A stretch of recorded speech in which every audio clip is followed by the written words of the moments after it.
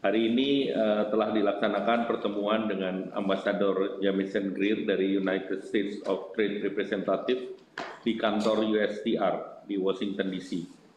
Pertemuan ini secara khusus dilakukan untuk melaksanakan penugasan dari Bapak Presiden untuk segera mendorong percepatan penyelesaian dokumen Agreement on Reciprocal Tariff antara Indonesia dengan Amerika Serikat. Pertemuan berjalan dengan baik. Isu-isu utama dan isu teknis dibicarakan dalam pertemuan kali ini.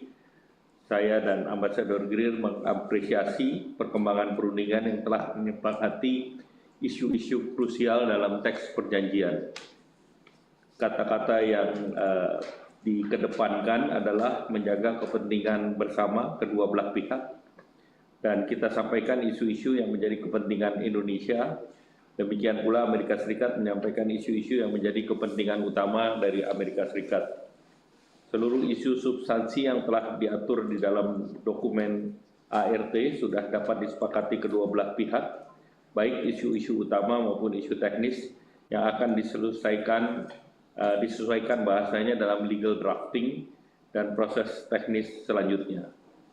Tadi juga telah disepakati terkait dengan framework timetable dari substansi perjanjian ART, di mana pada minggu kedua bulan Januari 2026, tim teknis Indonesia dan Amerika Serikat akan melanjutkan kembali pertemuan teknis untuk legal scrubbing, serta clean up dokumen yang ditargetkan selesai dalam 1 minggu.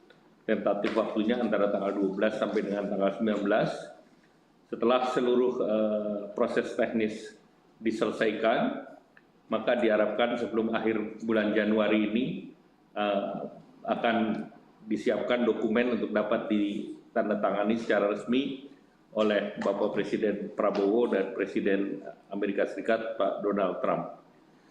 Dan saat ini pihak Amerika sedang mengatur waktu yang tepat untuk rencana pertemuan antara kedua pemimpin tersebut.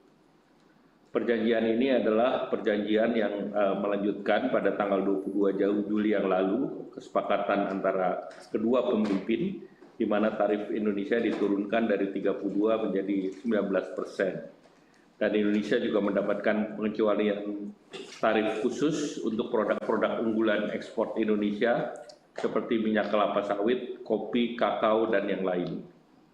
Dan tentu ini menjadi kabar yang baik, terutama bagi industri Indonesia yang terdampak langsung kebijakan tarif, di mana sektor-sektor yang terkena tarif tersebut, terutama padat karya, mempekerjakan 5 juta pekerja, dan tentunya ini sangat strategis bagi Indonesia. Kemudian pada joint statement yang lalu, Indonesia memberikan komitmen untuk membuka akses pasar bagi Amerika Serikat, mengatasi isu-isu hambatan non-tarif yang menghambat kerjasama antar kedua negara, dan kita terus mendorong komitmen Indonesia ini melalui deregulasi yang terus dijalankan oleh pemerintah. Salah satunya kita telah membentuk Satgas Debottlenecking yang secara khusus digunakan untuk menyelesaikan semua hambatan yang dialami oleh dunia usaha di Indonesia.